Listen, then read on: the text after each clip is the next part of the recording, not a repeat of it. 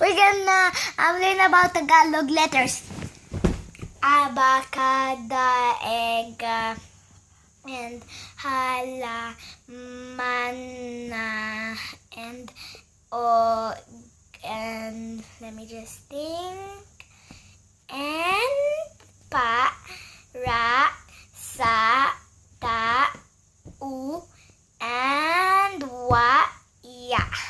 Bye guys! Hindi po. What Tagalog Elsie do? No. What Tagalog word do you know? Oh, this is lighting. I just love lights. Ah! I Saan love ka lights. pupunta? Saan punta? City Center. Kumain ka na? Hindi po. Bakit? Full. You're full? Opo. Magandang umaga. Maganda umaga po.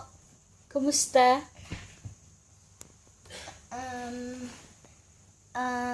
Mubuti. Okay.